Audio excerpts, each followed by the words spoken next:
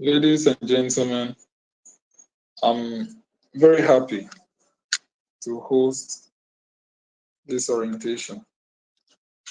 As you know, the Senate is not a conversant terminology in the Republic of Ghana. That is actually because our national legislature does not have two chambers. It does not have two chambers. And usually when it is just a chamber, the terminology best used is Parliament or National Assembly.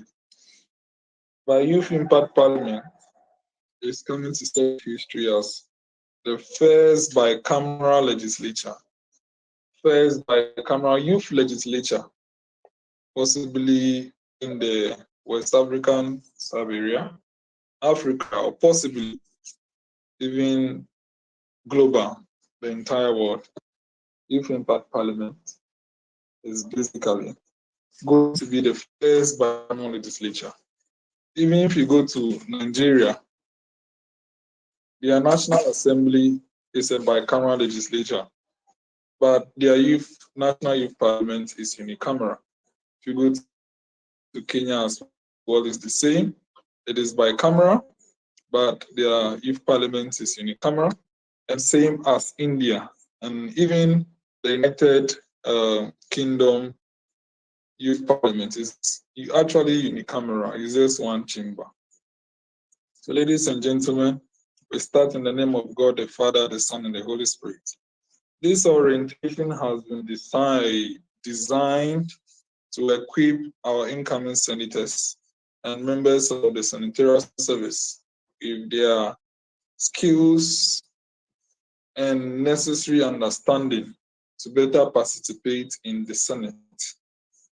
Now, as I told you, first of all, we need to know what this group is. Youth Impact Movement, being the mother body, is actually a youth movement that is only one in the entire nation, that is only one globally. And it's basically to build capacity for youth in areas of public speaking, in areas of social norms and values, and then also this advocacy roles. That is what Youth Impact Movement is. Youth Impact Movement is led by an executive director, that is John Samegashi Glome. There are two deputy directors who are specialized in the areas of parliamentary affairs and humanitarian affairs.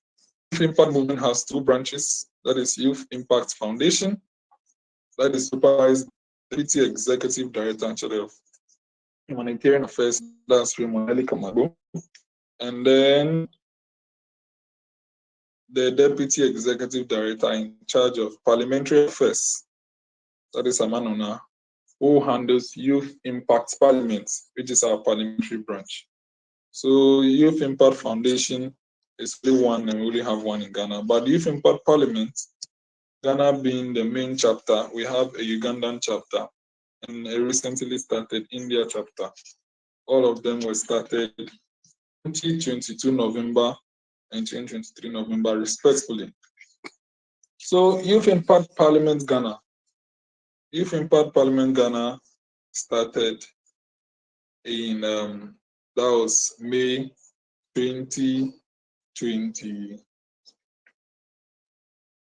That was in May 8th, 2021. That was when we held our first sitting for the parliament, and he has been active since then. So Youth Impact Parliament has built capacities for a lot of people, and through that they became SRC presidents, assemblymen, and all those. Because all we do is that when we train you, you have the opportunity to demonstrate what you have learned at our sittings. You have an opportunity to demonstrate what you have learned at our sittings. And we equally, should I say, brand our members and outdoor them to the world. That's what we do with our flyers for all our members. It is very important. So they see your flyer here, they come and check our videos as well. We stream and record all our videos. because there must be evidence of grooming. Yeah, so we take pictures and then all those. We equally bring stakeholders and then people we aspire to be closer to you. We have had not less than around 5 to 7 to 10 members of Ghana's parliament. First by, we have had doctors, we have had businessmen and women, we have even had the clergy and then all those coming around to advise us. And we have had a lot of people who came and spoke to us to inspire us as well. So this is actually a big platform, recognized nationally and internationally. And we have the support. We have actually outdoor ourselves to the Parliament of Ghana, recognized by Right Honorable Alban Simonakin Sotadun, the current Speaker of the 8th Parliament of the 4th Republic of Ghana, has recognized our presence and we are grateful. So Youth Impact Parliament currently is, it became bicameral in concept from the 12th of August 2023. That's when the bicameralism was launched. So what is this unicameral bicameralism that I'm talking about? So when we say unicameral legislature, it means there is only one house. It's only one house that does all the legislative duties of passing laws, having oversight on government, approving government tasks. But when we say bicameral, it means there are two houses who does that. And they have, although you might see that it's the same job, they actually share the job.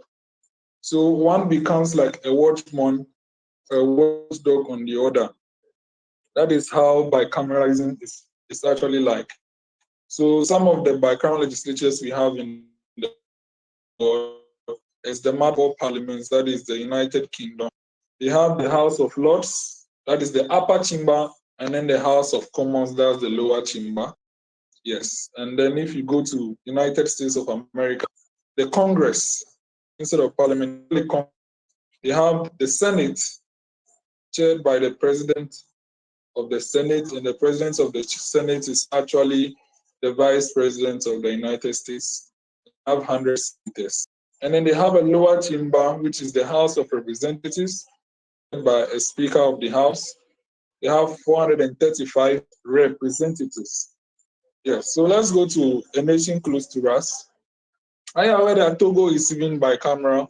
Yes, Togo is bicameral. Togo has Senate, a very small Senate, and then has a very small Senate, and then they also have Chamber of Deputies. The Chamber of Deputies is the house, is basically their lower chamber. Instead of calling it Parliament or National Assembly, they call it the Chamber of Deputies.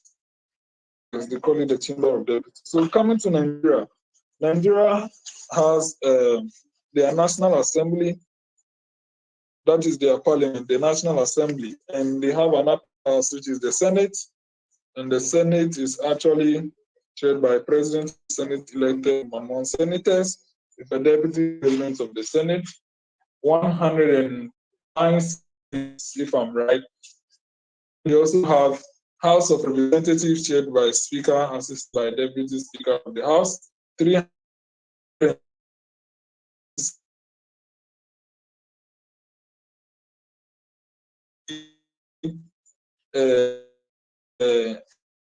representatives and the Nigerian House of Representatives.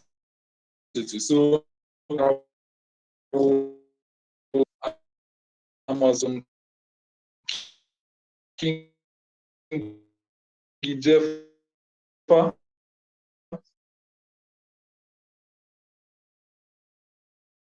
who is the former says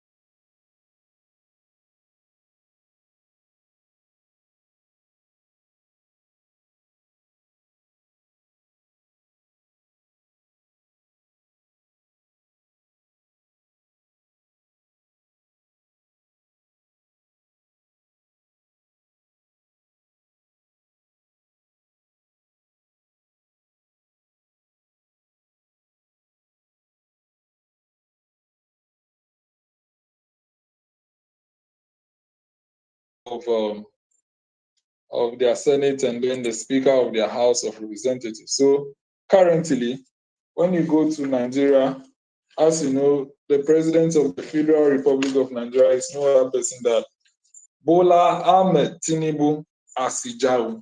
You know very well. Yeah, so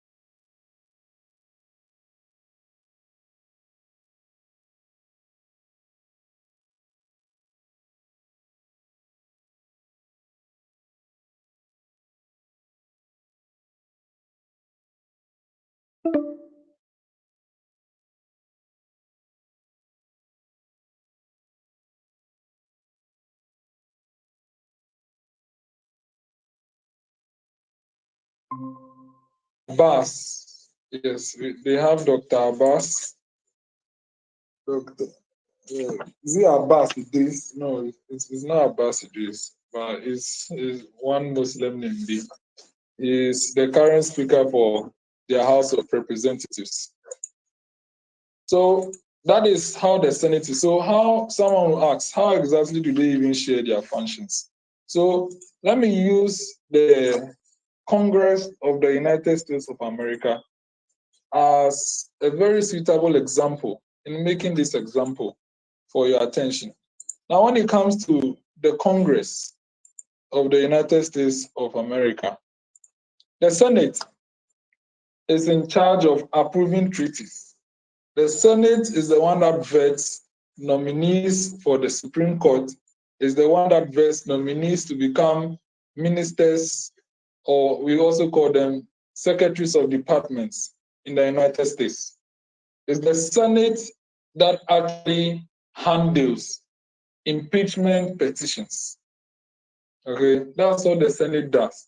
But in the House of Representatives, they handle every money bill. Any money bill that will come, any bill that has financial implications must come from the House. All impeachment articles or resolutions must come from the House, cannot come from the Senate. And most of the time, all bills actually come from the House. Both of them deliberate on bills when they come. So when a bill starts from the House, when the House approves it, then it goes to the Senate. And it has to go through the Senate as well. And when both houses have passed the bill, after the correction has been effected on it, before can actually proceed to give it to President Joe Biden for his presidential assent. Yes. So that is how it happens. So there is a shared duty. There's a shared duty when it comes to that particular effect. So that is the difference between a parliament that has two houses. So in the case of Youth Impact Parliament, there will equally be two houses. It has actually started effective August 2023, but on 10th March, our Senate will have its first sitting. Yes, but as of now, the calendar and then the procedure and the activities of the parliament does not get influenced by the presence of the current Senate that was started, because the Senate is in its pilot session. And when we say pilot, we actually mean that it is going through its testing phase. So in this circumstance, the way the calendar is supposed to work will not actually affect as such, because we are testing to see the waters, to see how things will turn. So the Youth Impact Parliament Senate in this particular year will be in this pilot session. But the third parliament currently, immediately it ends in and the new one starts, is going to assume its full reputation as a lower house. When the fourth parliament starts in August, it will assume its full reputation as a lower house. Yes. And then when that happens, by then the Senate would have each its equipments to be to start in January. So it is in January that it will equally assume its full powers and then functions as an upper house. Yeah, so that is for the information. So I've equally introduced you to the Parliament and the Senate. Now moving on with the orientation, I'll take you through something I've actually prepared for your attention.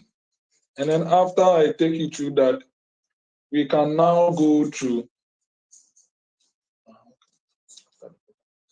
Yes. Yeah, so when I take you through what I've prepared, then I'll take you through the nominees we have for our first Senate. It's still under consideration, it's not the final list. Yeah, so now the nominated senators that are here, it's important that you go through this and the ones that will be watching this video.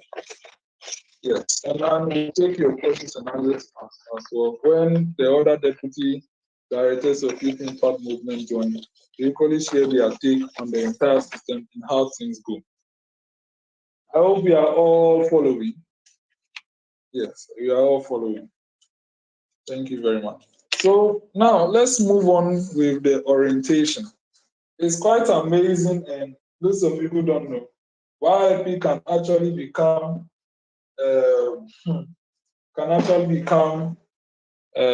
an experiment for Ghana to actually see the effectiveness of a Senate, because our Senate, when I take you through, you see how we have actually drafted the entire concepts that will be fully testing starting from 10th March 2024. So, as I already told you, Youth Impact Parliament is trying to look at this entire project. So, Ghana today, as you know, has to go through a constitutional reform in the near future. And we are prepared to make our input in that regard. And in doing so, we want to embark on this transformative journey of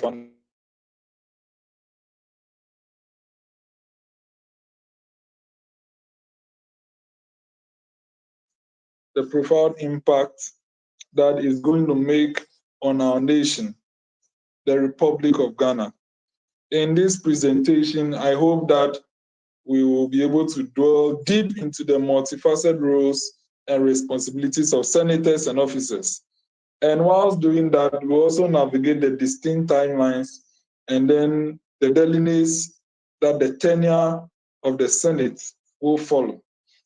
So I want you to understand that the Youth Impact Parliament Ghana Senate is going to have 3 senators from each of the regions of the Republic of Ghana, totaling 48 senatorial seats. Each region will have, let's take for example, Volta North Senatorial Constituency, Volta Central Senatorial Constituency, Volta South Senatorial Constituency. Let's take another region. Another region like Central will have Central West Senatorial seat, Central Senatorial seat, Central East Senatorial seat. Now, someone will ask, why is it that we are having the same seat? The concept of bicameral legislature emerging from the United States of America was to solve a problem. The problem was that, the United States of America has 50 states coming together as a union. Big states like California had a lot of power anytime it comes to delegation when we want to actually take a decision based on proportional representation. But smaller states like Wyoming and then Alaska, because they are small, it means they are how the legislature of the federation or the union will be. The bigger states were calling for proportional representation in composing a legislature. But the smaller states were calling for what? Equal representation. So in order to solve this problem, the resolution was that the legislature will be broken into two. A lower house of proportional representation, where states will have a proportional representation per their population. And then the upper house will have equal representation. Whether or not you are a big state or not, you are all going to have the same number. So the current composition of Ghana's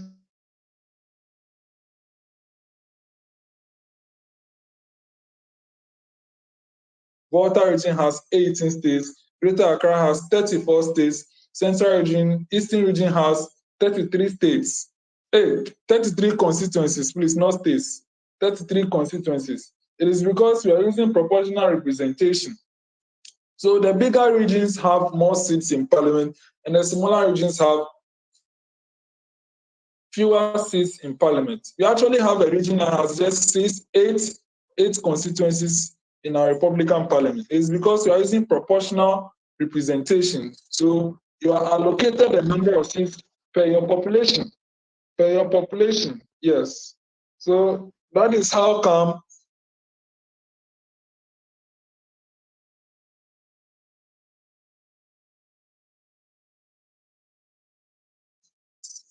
having only 3 senators. Yes, so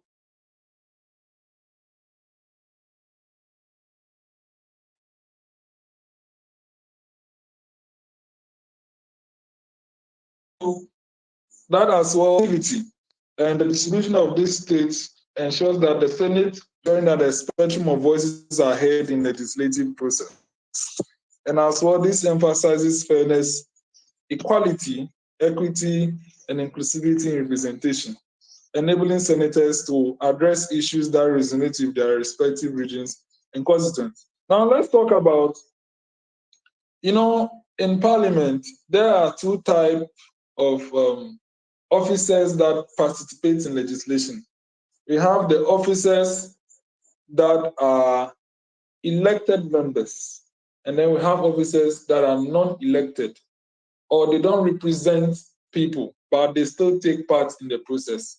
So in the Republic of Ghana right now, we have 275 elected members of parliament. So if they hold any office, it has to be offices that are for them. And the ones that are not representing constituencies, the leading member of such a group is the Speaker of Parliament. It's not a member of Parliament. Another one is the Clerk to Parliament, who is like the Secretary to Parliament. He's not elected. He's not even elected at all. He's more of a public servant. But he's actually an officer of Parliament. Okay, he's an officer of Parliament. Then we have the deputy clerks, the marshal, and then deputy marshal. So currently in the parliament of the 3rd parliament of YIP Parliament, you have the speaker, and then we have the clerk to parliament, then we have the 3 deputy clerks, 3 assistant clerks, marshal, and 4 deputy marshals as non-parliamentary officers. And then we have the parliamentary officers, the leaders of each caucus, deputy leaders, the chief whips, and then the 2 deputy chief whips. So for the Senate, we are going to have, instead of speaker, the Senate is going to have president. Yes. In the Senate, we will not have speaker. It doesn't mean that having speaker is wrong, because when you go to Kenya, they have speaker of Senate. When you go to Canada, they have speaker of their Senate. Yes, but Nigeria, they have president of the Senate. When you go to, when you actually go to Philippines, they have president of the Senate. Yes, and when you go to United States, they have president of the Senate. So the term we have decided to adopt is president of the Senate and not speaker of the Senate. So it's all about how do we choose, and we are choosing president of the Senate for this particular concept. So the senators who will have the opportunity to hold positions, the positions available for them to hold is deputy president of the Senate, who is the second in command. As you know, the deputy president assists the president in overseeing Senate proceedings, maintaining order and upholding parliamentary norms. The next position for senators is going to be majority leader. Yes, the Senate can have majority and minority leaders. So our Senate is going to have a majority leader who will champion legislative agenda for the majority caucus, and they can orchestrate strategic initiatives to address pressing issues and advance their caucus priorities. So the same way, there will be a minority leader for our Senate. So the Senate will equally have two caucuses, the majority caucus and then the minority caucus. Now, each of the leaders are going to have deputies, and they will each have one deputy. The deputy majority leader, who is a senator, will equally assist his boss, and the deputy minority leader will equally assist his boss. We are equally going to have whips, but this time around, they will not be called chief whips. They are just whips because they are only going to have one deputy. So the majority whip would ensure the discipline of his caucus and unite the caucus to ensure that they can advance their strategies for any parliamentary agenda or Senate agenda they want to have. The minority caucus as well. Now, as you know, we have been hearing the term MP, but in the Senate, they are not called MP. They will be called senators. They will be called senators. That is the differentiation. So one wants to know, what is the job of senators? What is the job of senators? So the senators, as a matter of fact, is just the same thing as MPs. So they do the same thing as MPs. They will participate in debates. They can speak on the floor of the Senate during Senate proceedings. They can take legislative initiatives. And as well, senators have voting rights and they'll make decisions. So these are the senators. These are the senators, as a matter of fact. So we just have one of our deputy executive director in charge of humanitarian affairs joining, Honorable Elikamadu. Welcome. So that is senators. That is senators. So our senators have the same job as MPs, but they will just not be called MPs. They'll be called senators.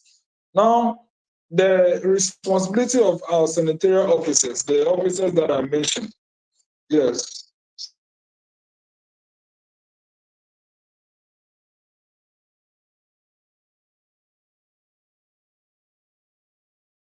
They're supposed to be expertise in procedures, in senatorial procedures. That's what they are supposed to do. And obviously, representation and advocacy for their regions and then caucuses. Okay, so now when it comes to now someone will ask basically, will senators be representing, does someone need to come from a region to represent? As I told you, just as we have in the parliament, you don't necessarily need to come from a constituency to represent that constituency. So it's going to be same in the Senate. You don't need to hail from a region to represent. But assuming it is the Republic of Ghana, you equally have to hail from that region and be living in the region to qualify to be elected as a senator representing that region. But for YIP Impact Parliament, they are looking for people who are ready to be senators, for them to be groomed in that particular field. So senators who don't exactly need to hail from a region to represent that region. Yes, as well, the Senate can carry out activities just as the Parliament. They'll be doing things hand in hand. And of course, the Senate is going to have committees. You know, currently, Youth Impact Parliament, our third Parliament has 35 committees. Yes, our third Parliament has 35 committees, 16 standing committees, and 19 select committees. And adding to it is the Committee on Selection that created all those committees. Committee of the Whole, which is a committee chaired by the Speaker, of which all members are part. Yes, and then the Parliamentary Service Board. In the Senate, because the Senate is smaller, they wouldn't have so much numbers. So the Senate only has 16. The Senate only has 16 committees, 8 standing committees and 8 select committees. Yes, they only have 16 committees. So it means the number of committees in the Senate is just equal to standing committees of the Parliament. It's because the Parliament is a bigger house. Currently, the third Parliament has 155 seats. In the fourth Parliament, we are going to have 220 seats, inclusive of the constituencies in Ashanti region. Some people have been asking, when are we bringing Ashanti? In the fourth Parliament, Ashanti region will be included in our composition. So take note of that. So let's go to the non-senatorial officers. As I was telling you, I actually spoke about the Senate committees. They are going to be 16, right? So instead of the Senate having parliamentary service board, they'll have senatorial service board as well. Now let's go to the non-senatorial officers. Now the non-senatorial officers, as it is the Speaker in the Parliament, is the biggest non-senatorial officer because it's not representing a constituency. We are going to actually have President of the Senate, and the President of the Senate is the first non-senatorial officer. And as you know, the President embodies the leadership and vision of the entire Senate, providing strategic direction, fostering unity among senators and officers, and representing the Senate externally. He equally presides over senatorial proceedings, presides over the Senate, and in his absence, or her absence, to be the Deputy President of the Senate. The Senate will also have clerk to the Senate, and the clerk is the custodian of senatorial records, ensuring accuracy and transparency in Senate proceedings, providing procedural guidance to senators and officers of the Senate. So in our Parliament, I told you that we have 3 deputy clerks. Because the Senate is small, the Senate is only going to have 1 deputy clerk, and the deputy clerk is to support the clerk. But in our Parliament right now, the deputy clerks are secretaries to the standing committees. And since the Senate will only have 8 standing committees, the deputy clerk of the Senate will be secretary to all of them except 1. So 5 committees, the clerk will be secretary to 1. As you know, our current Parliament right now has 19 select committees, right? And they have 3 assistant clerks. The assistant clerks are secretaries to the committees, the standing committees, the select committees of Parliament. So in the Senate as well, we'll have just 1 assistant clerk who supports the clerk and deputy clerk and will be secretary to the select committees of the Senate. The Senate as well will have a marshal. The marshal actually upholds order and decorum during Senate proceedings and ensures the safety and security of senators and guests, responding to procedural queries and logistical arrangements. So whenever we are having Senate sittings, we'll have the Senate of the Marshal to bear arms and do whatever the Parliament does. During joint sittings, we'll have the Marshal of the Parliament and Marshal of the Senate equally performing their duties. So in our current Parliament right now, the third Parliament, we have 4 deputy marshals. But in the Senate, we're only going to have 1 deputy marshal who is supposed to support the marshal in the performance of his duties. So for the non-senatorial officers, they perform administrative duties, procedural guidance, and then external representation. Now, to speak on one important thing, you know very well that for a Senate to be worth it, what happens in the United States of America is that we don't want the senators always just a short possible of time, then they are already going for election. No, we want the senators to be people who can stand on their self-intuition and speak against bad and call for the right thing to be done. So currently in the Senate of the United States of America, a senator is elected for 6 years, but a member of the House of Representatives is elected for only 2 years. Yes. So every 2 years, the House of Representatives is going for an election. But in the Senate, a senator is elected straight for 6 years. So this helps them to focus on the job to be done. They are not always seeking for re-election and then always in their constituency. So due to that, it looks like the senators are quite far away from their constituents. But it is for a reason, so that they can be better watchdogs. And currently in the United Kingdom, the House of Lords, which is the upper house, they are actually all appointed. They are appointed by His Majesty the King. And actually for them, they don't even have a timeline. Until you die or you resign, you remain in the House of Lords. It is because we want them to ensure that the right thing is done. When they worry less about election, they're able to put the job to be done. They can scarcely push party agendas. That is what happens. So equally, in the same spirit, Youth Impact Parliament, our parliament lasts for a year. So our Senate is going to last for 2 years. Our Senate is going to last for 2 years. So that is the deliberation for the Senate. Yes. The Parliament is lasting for a year, but the Senate will last for 2 years.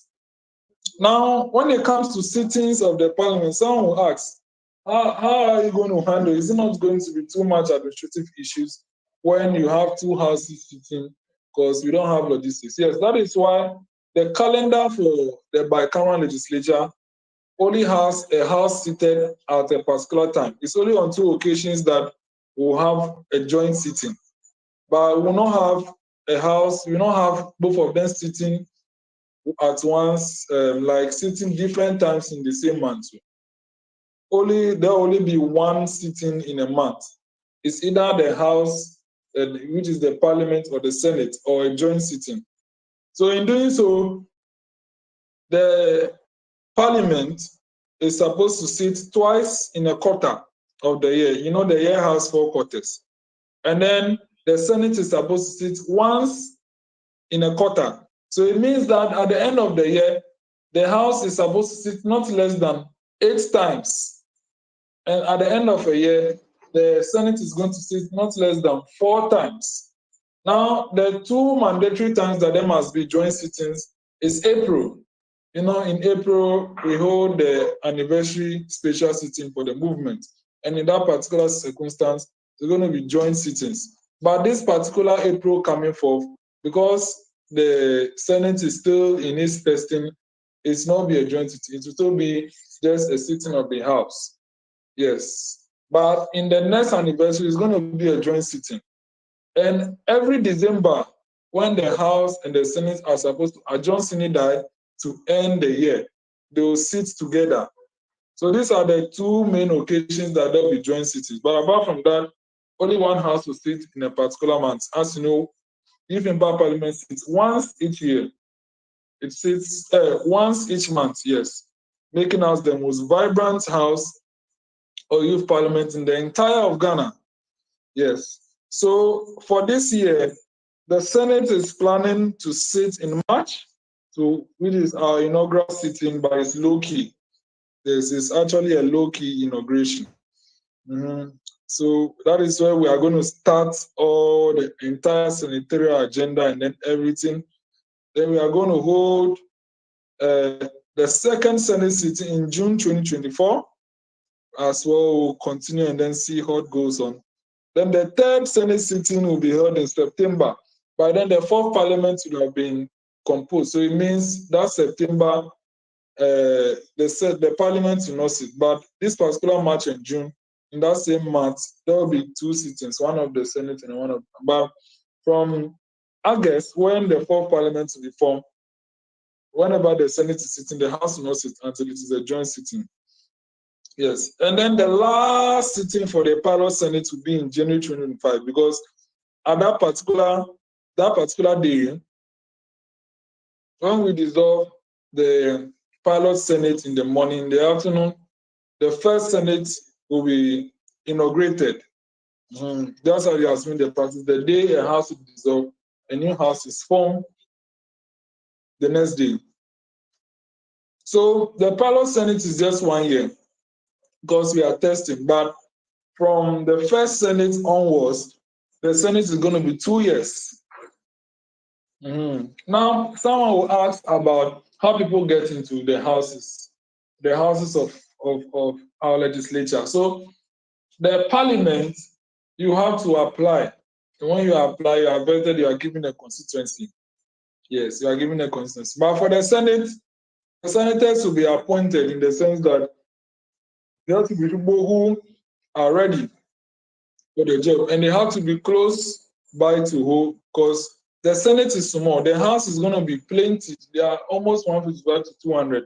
So even when they are sitting and then only 50 to 80 come, it's still going to be look like a full house. But the Senate, they're only 48.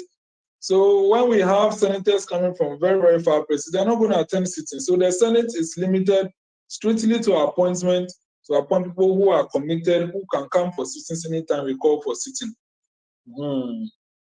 So that is about entering.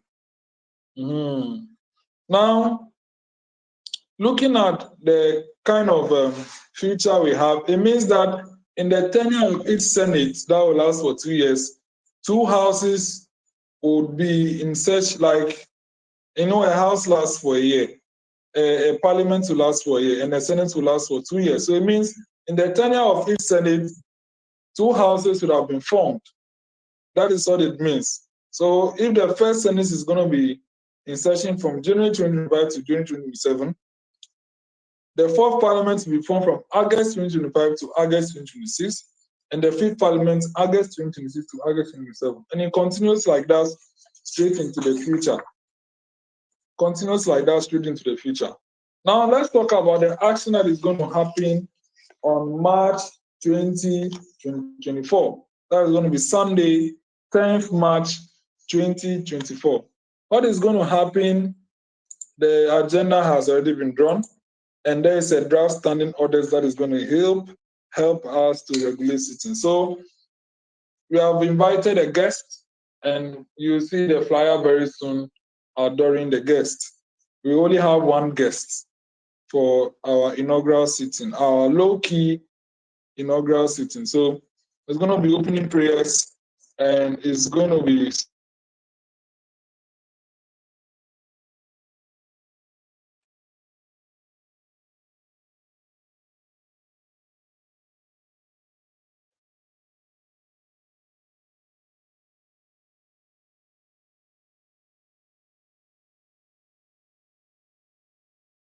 of the president's speech, and then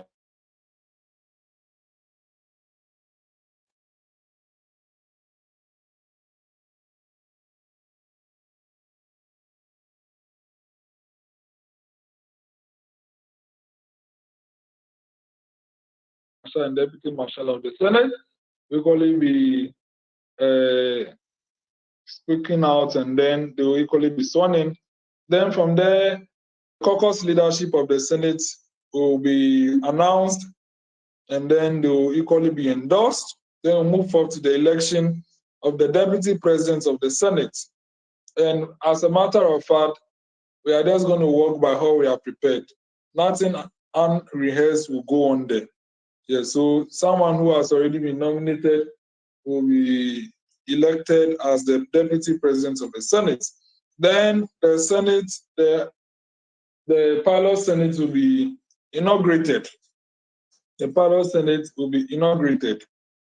To be inaugurated by the president of the Senate declaring the pilot Senate duly inaugurated. Then from there, item 8 on the order paper of the first sitting of the Senate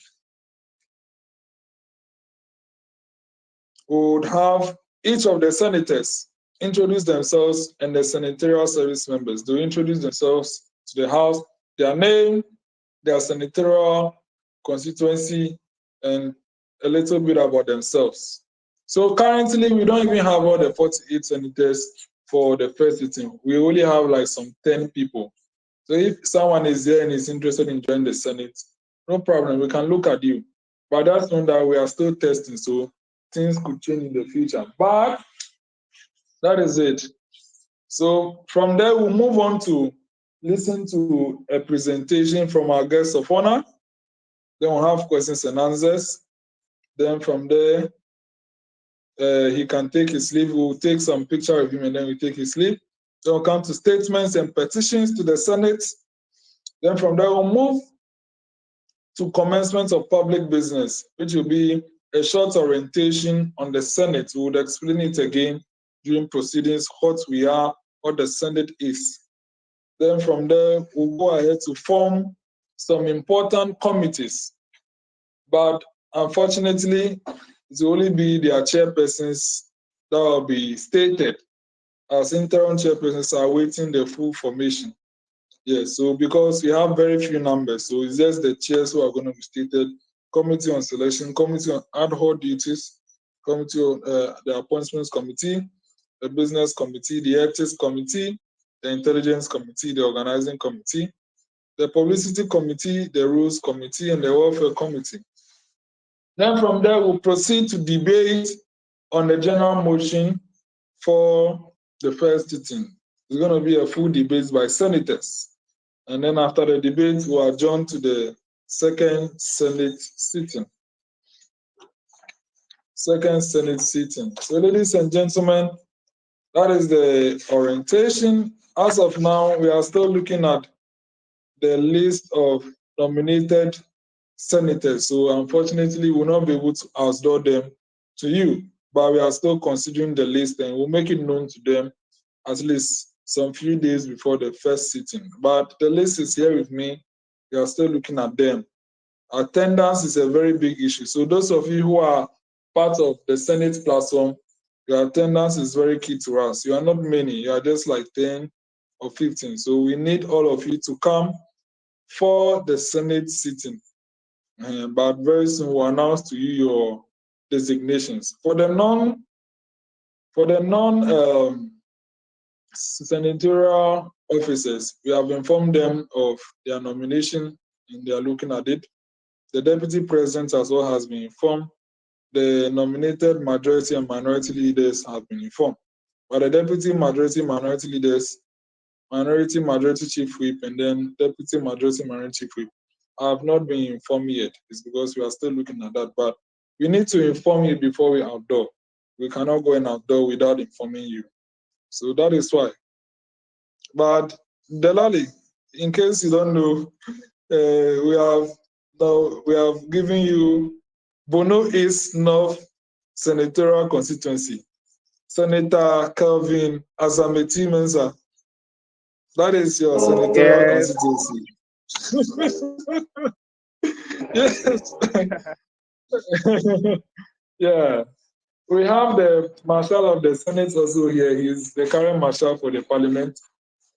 And then one of his deputies as well has been nominated as Deputy Marshal for the Senate. So that is it for now.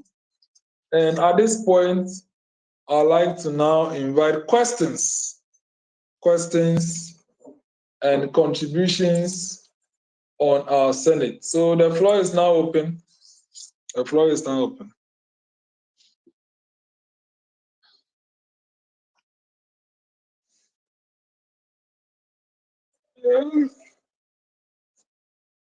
Oh, Honorable Senators, please, you can ask your questions, sir.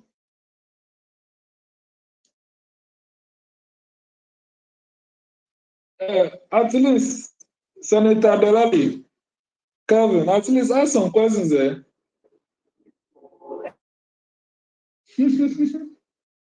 I'm coming. Let me type it. Okay. Good. So as we are read questions, I'm going to show you our draft.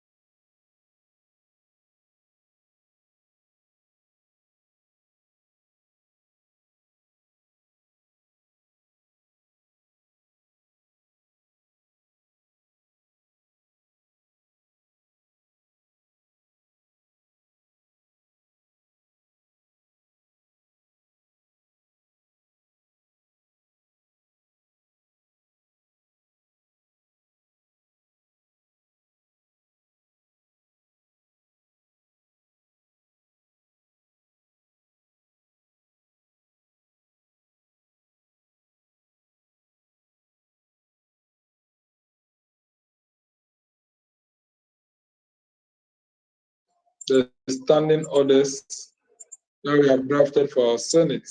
So in doing the standing orders for the Senate, we, as a matter of fact, have to equally relook at the standing orders for the Parliament because of the fact that there are two chambers that have to work together, there must equally be that harmony in their standing orders.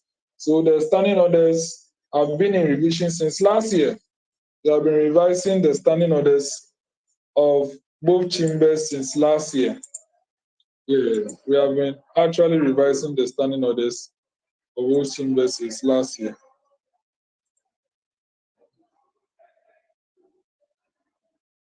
Okay, so let's take a look at the standing orders of the Senate of Youth Impact Parliament Ghana, of Youth Impact Movement. So I think the leaders asked a question: how are decisions made within the Senate? And what is the process of proposing, debating, and voting on resolutions or initiatives? Yes, it is the same as that of the Parliament. But you see, the only difference is that you no more say Mr. Speaker, you say Mr. President.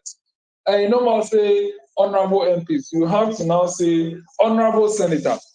That is the main difference. And now Youth Impact Parliament has these procedures.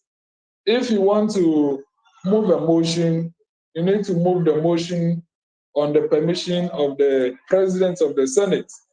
And then when the motion is debatable, you put forth to members to debate the motion or the resolution. And then the same voting procedures in the Parliament are the same that will be adopted in the Senate.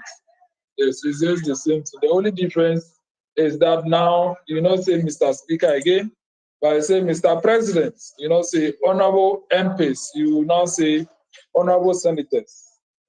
Instead of Honorable Members of Parliament, you say Honorable Members of the Senate. Yes, so that was it. So those of you who have seen the Youth Impact Parliament standing order before, the standing order for the Senate has equally been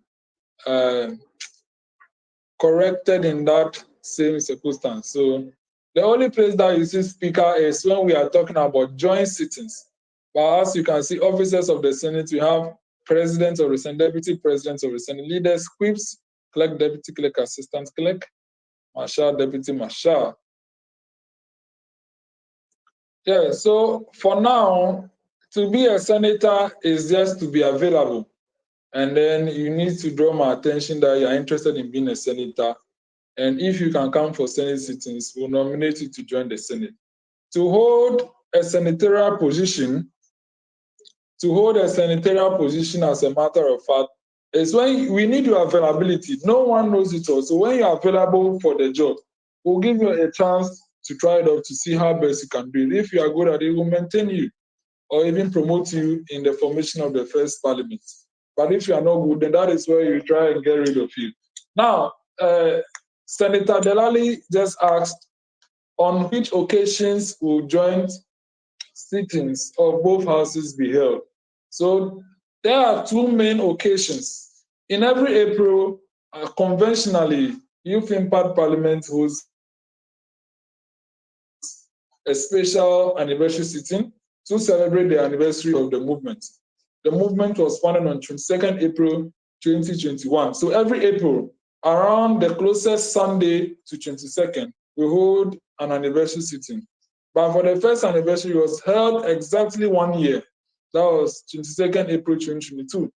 So when we are celebrating the anniversary, whatever date that is being chosen, it will be convened as a joint sitting of the Parliament and the Senate. And then the second circumstance where there will be a joint sitting as well is December, our December sitting. Even the December coming this year, it will be a joint sitting of both houses because by then the third Parliament will have been dissolved, and then members who are supposed to be part of the Senate will no more be part of the Parliament, except the founder and then the co-founders who are allowed to be part of both. But since they will not be holding sensitive positions only in one, it is possible for us to hold a joint sitting. So the first joint sitting that we'll actually hold will be December this year. Yes, but this April coming, it's not going to be a joint session. It's going to be just a sitting of the House to commemorate the anniversary. But senators who are not part of the parliament can equally participate in this anniversary Senate. Yes, but the next anniversary, which will be April 2025, that will be a joint sitting of both houses. And we are hoping to invite a very succulent guest for the anniversary, the 4th anniversary celebration in April 2025. Yes, if you have more questions, you can ask. If you have more questions, you can equally ask. So as you are thinking about your questions, I'll proceed with the standing orders of the Senate. So, identity of the Senate. The legitimate name of this body shall be known as Youth Impact Parliament. It is because the entity is Youth Impact Parliament. Someone will be like, why do you need to make it Youth Impact Senate? No, the brand is Youth Impact Parliament, but the brand Youth Impact Parliament is bicameral. So we have a parliament and a Senate. So the name is still Youth Impact Parliament. So it will be called the Senate of Youth Impact Parliament, which means the upper chamber of Youth Impact Parliament. So it doesn't mean we are not Youth Impact Parliament. We are still Youth Impact Parliament.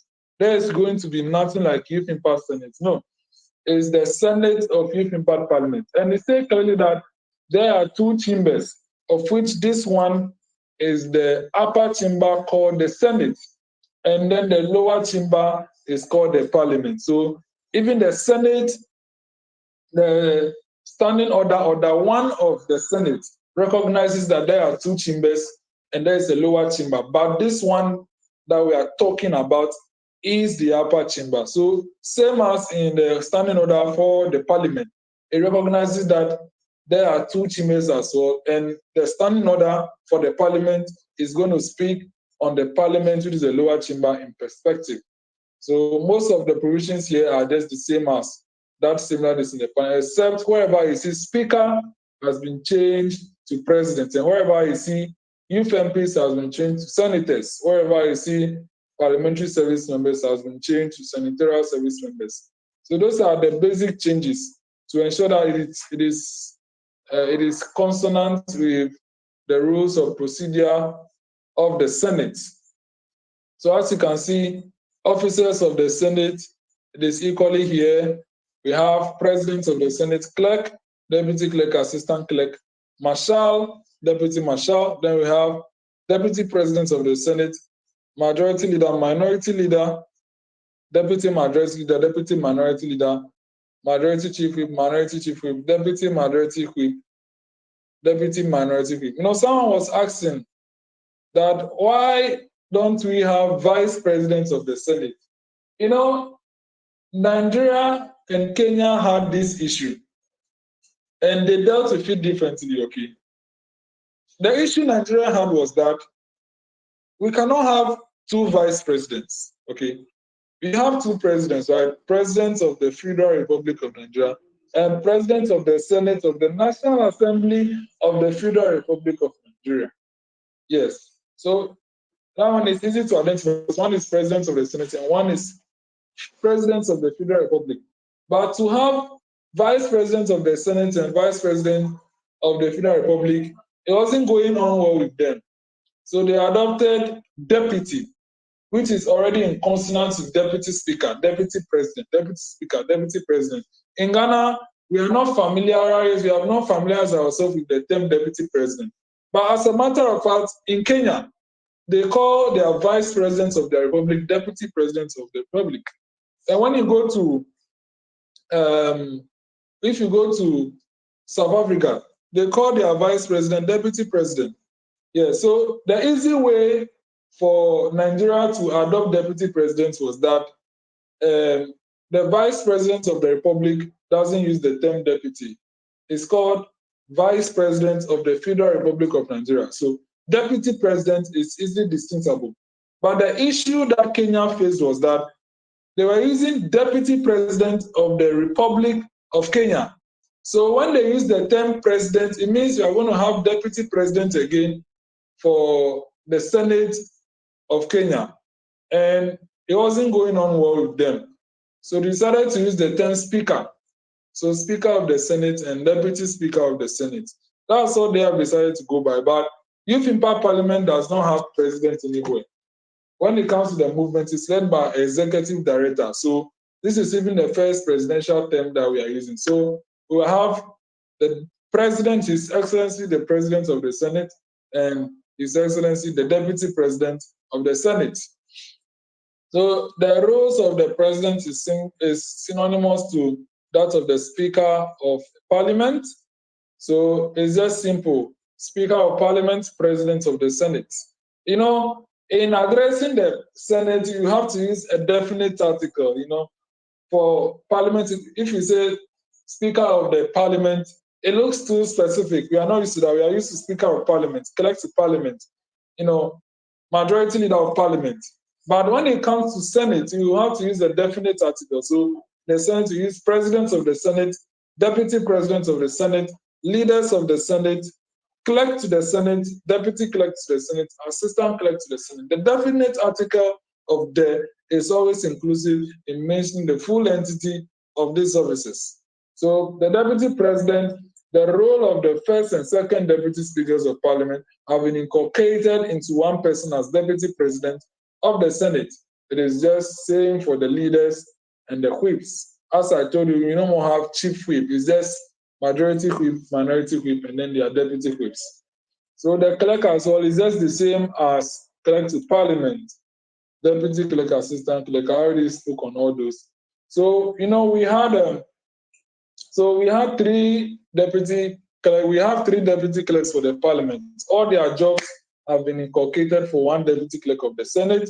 We have three assistant clerks of the Parliament.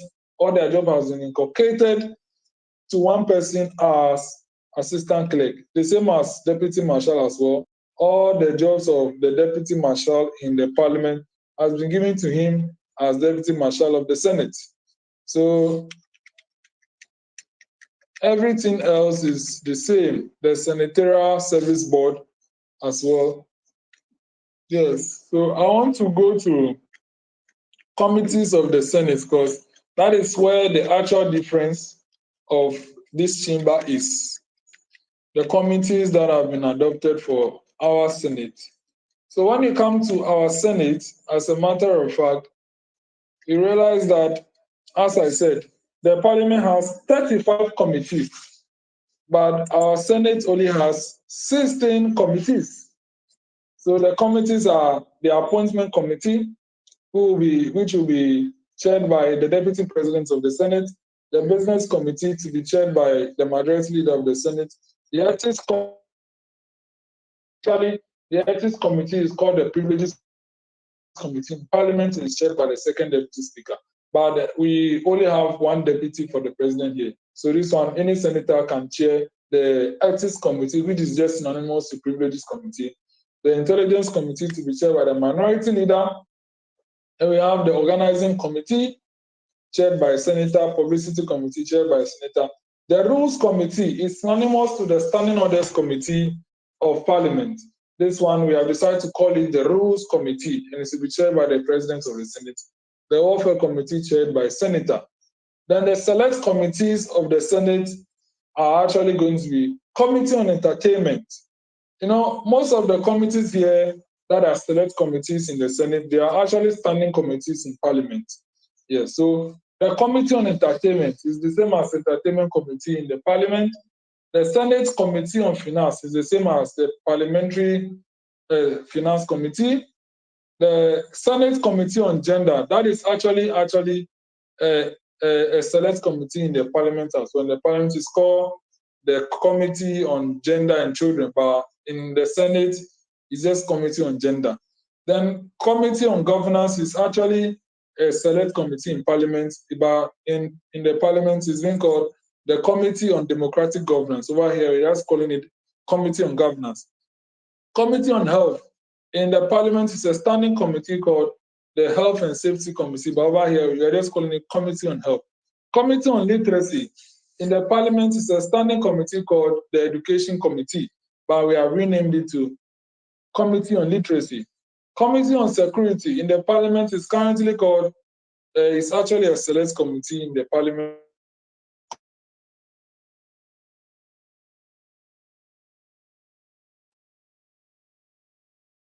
Committee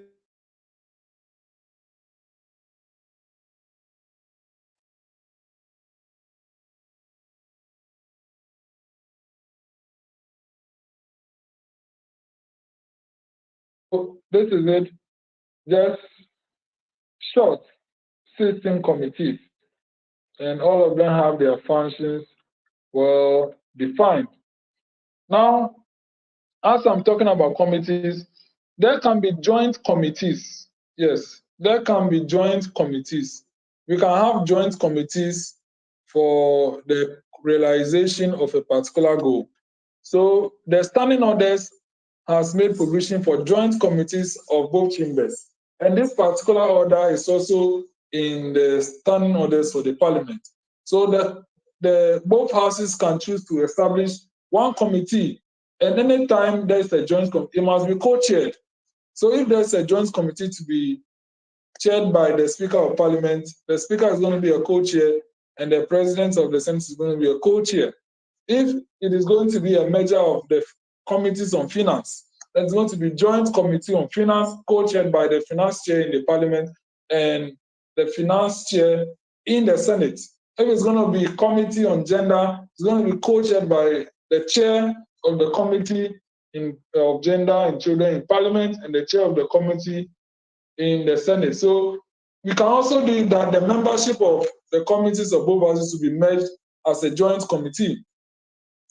On some matters, we can merge two different committees. Some matters, we can even come up with a new committee, but it must be co-chaired. For joint committees, must always be co-chaired. Yes, must always be co-chaired. Now, the joint sittings, we have a procedure, we have some provisions on joint committees of the House, of both chambers. I think it's here. Where is it? Let me just search for it. It's easier search. So joint committees. So joint sittings, yes. Joint sittings of both chambers. So there's a full procedure for joint sittings. Anytime there's a joint sitting, we can use Order 71. It's the same Order 71 in the standing orders for the Parliament. You know, it even got to a time we wanted to call this one the rules of the Senate instead of standing orders. But standing orders is something unanimous everywhere. In the Congress of the United States, they call their own rules. Yes, but I really decided to keep the term standing orders for easy reference. So, Order 1, both chambers of YIP Parliament. Paragraph 2. It says that joint sittings shall be convened to celebrate anniversaries and address matters of national importance requiring the combined deliberation and decision making of both the Senate and Parliament. 3. Joint sittings shall be convened upon the directive of the Speaker of Parliament and the President of the Senate in consultation with both houses. 4. A memo specifying the date, time, and business of the joint sitting shall be circulated to all members of both chambers well in advance. 5. During joint sittings, the President of the Senate and the Speaker of Parliament shall preside together, and in their absence shall be their respective deputies. And shall in their absence, shall their respective deputies preside. It means that in joint sittings, usually you see only the Speaker seated at the high table. But when it's a joint committee, see the Speaker seated with the President of the Senate. And they preside together. This one is not going to be that one person will be seated there. They will share. One person can decide to start, he will end. But yes, so maybe they are doing debates, as honorable senator, hold on. He can also say, honorable member, hold on. They have to do it jointly because it's a joint sitting. It's not this one that. But in order to also have the you can decide that you take this item, you take this item. However you do, it just has to be joint. Because when only one person is presiding, it looks like the other person, or your members will be sympathizing with you. So it has to be a joint action. Yes. Debates and discussions and voting voice shall align with the standing orders of both chambers. In order for us not to have a rift when we are having joint sittings, that is why majority of the provisions of the parliament have been adopted for the Senate, so that we will not have that rift. Yes, so that we will not have that rift. Quorum for coordinating business during joint sittings shall be in accordance with the stipulated quorum of both the Senate and the Parliament as per their respective standing orders.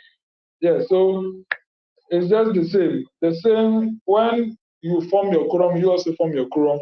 Then we all have quorum to start. There is no special quorum for joint sittings. All of you should have your quorum, then we are good to go.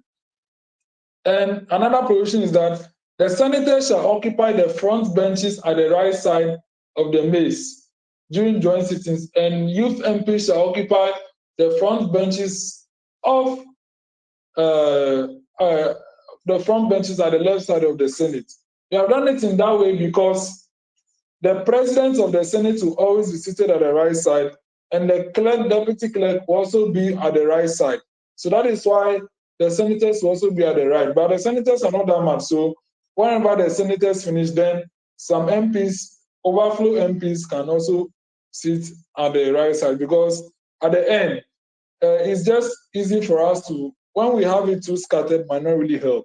Because, as you know, the color for the Senate is red, and you see red at one side, you expect that it just flows in that combination, and you see black at one side, it should just flow in that combination. So that is why we have this provision here like that. So, honourable members, that is on the standing orders of the Senate. We will now take our final questions, and if there are no questions, we'll bring the In the chat. orientation to close. Yeah, you have, okay. Let me just check it. Yes. Okay, so Calvin said, so is YIP adopting some components of United States, Kenya, and then Nigeria? Yes, we have adopted in bits some components of their parties. The first one that we adopted from Nigeria and then United States is the fact that they have presidents of the Senate. They have presidents of the Senate. But in Nigeria, the president of the Senate must be a senator. In United States, the president of the Senate must be the vice president of the United States. So it's the Senate president pro tempore, who is equivalent to the deputy president of the Senate in Nigeria. That usually presides over a lot because the vice president is quite a busy person. So the thing that we have adopted from Kenya that none of them have is that the speaker of their Senate is not a senator. So we have adopted in bits a lot of practices from each of them. Small. Yes. Now, your next question, how can we ensure that disagreements or clashes between the Senate and Parliament do not undermine the overall effectiveness and integrity of the legislative process, especially regarding to same committees in Parliament and the Senate? So, yes, when I actually spoke on the committee system, I just wanted you to know that most of the committees in the Senate are already in the House. Now, unless it is a joint committee, they do their separate works. Yes, you are the chairperson, you are the senator chairing the Senate Committee on Finance. Do your thing with your senators. You are the youth MP chairing the Committee on Finance in the Parliament. Do your thing. But when it is not a joint sitting, when it is not a joint committee to do a joint agenda, we don't have any rift. We are on our own. But when we are coming together, then there must be a joint committee created and all of them are co-chaired. Now, the issue about classes is that obviously issues of seniority will come. What happens when it comes to the United States of America and then Nigeria is that the senators are seen as seniors in the legislative body. They are always seen as the seniors in the law. So usually it's the older people who get there. Usually in the Nigerian Senate, you see former governors there, former speakers of the House, and then people who have held big positions are the ones who occupy the Nigerian Senate because they easily win Senate elections, having been a governor before, having been a speaker of the House, or former members of the House of Representatives. They're the ones who easily join the Senate. But in the House, usually you find speakers of the State House of Assemblies, members of the State House of Assemblies joining the House of Representatives. So already the lower chamber, they are seen as juniors in the legislature. The upper chamber is seen as seniors. So in order to just reduce the rift, we can identify senators as the seniors and then members of parliament, youth MPs as the juniors. It does not mean that they know more than you. It is just for us to accord who knows what and then just give a due respect. So in order to reduce the rift, we can always give the seniors to the senators. But that does not mean that only senators must chair. Usually what happens in Nigeria is that it is when it is a joint committee, it's the senators that chair. And then you have the members of the House as vice chair. We don't want to adopt that. So in Kenya, what happens is that it is co-chair. In Kenya, when it's a joint committee, co-chair. So we have decided to adopt the co-chairing. So when it comes to business, that one, let's match up. Bring your thoughts, bring my thoughts. But when issues want to come up, then just know that the senators are senior to you. Yes, so that is the explanation to that. Any other question?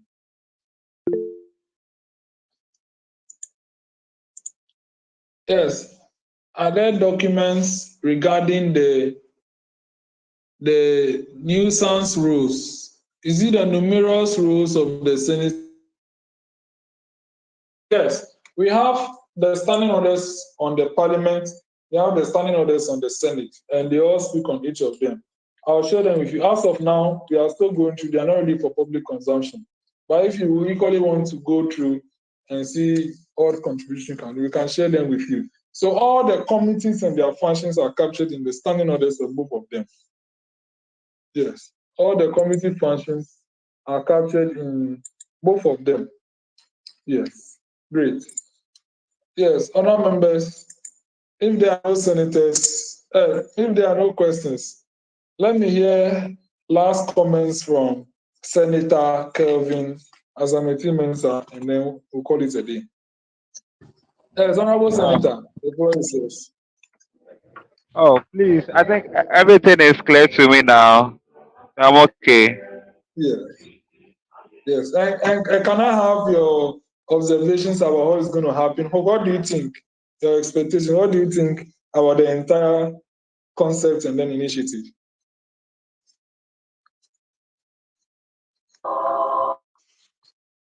Hello. Is my background noisy? Oh no, I can hear you. I can hear you. All right, sure. So broadly, I think my observation is that to a large extent, the process itself is good, particularly in the context of Ghana, where clearly some constituencies obviously have more seats in parliament compared to others. So I think to a large extent, this approach is able to bridge that difference that exists to give some kind of representation to other constituencies. So I think it's a good initiative being implemented.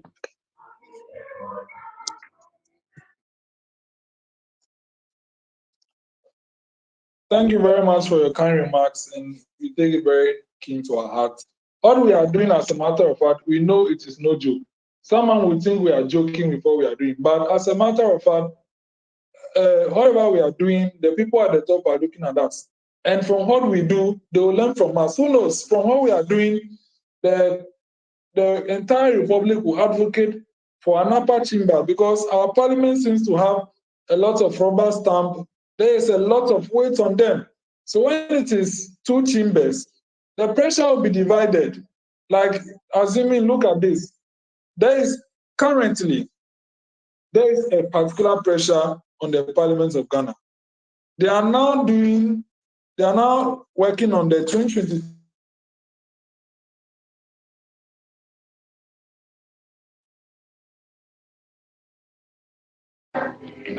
Hello, Nabo. I lost you. I've lost you. Have to do all that before they rise by March. That's a lot of pressure. Assuming we have 2 houses, we have the vetting of the ministers designate. Yeah. I lost you when you were talking about the pressure on them. Is it for the 2025 or what? Yes, the 2022 audit reports. They are now working on it in 2024. Yes, they are now working on the 2022 audit report. Now, when are they coming to do 2023, 2024? So, assuming there are 2 chambers, we can decide that Parliament handle 2022, Senate handle 2023, Parliament handle 2024. So, they will share the weight. And then we can say the Parliament, you debate the State of the Nation's address. We are going to vet the ministers designate. And then after you are debating, we'll add our voices and we'll send our contributions and then deliberations to the president to consider. We need to actually look at, there's a lot of weight on our parliament right now. And sometimes they just scantily just do some shabby work and then they pass some laws. Some laws that they seem not to have attention on. But some of them have suffered through a little bit of filibustering, like the LGBTQ, anti-LGBTQ. Actually, has taken a long time, about 3 years, for it to be passed, because it needed lots of scrutiny. But some of the bills that are supposed to be passed wouldn't have taken a lot of time if it was 2 houses. So, what we are doing is no joke. And when we do it well, we can equally be called in, yes, to help Ghana establish its own Senate. Our Senate we are doing is different from USAC Senate. It's different from GRASAC Senate and all those kinds. It's different from all those Senates. All we are doing is the real deal, because we are not having reps from schools. We are having reps from each constituency, and that makes our difference. That brings the distinctiveness between the Senate project that we are doing and their Senates. So our Senate is actually different from their Senate. And their Senate, sometimes you don't even do the thing so, but you are going to see that there is a color reflection. If you go to the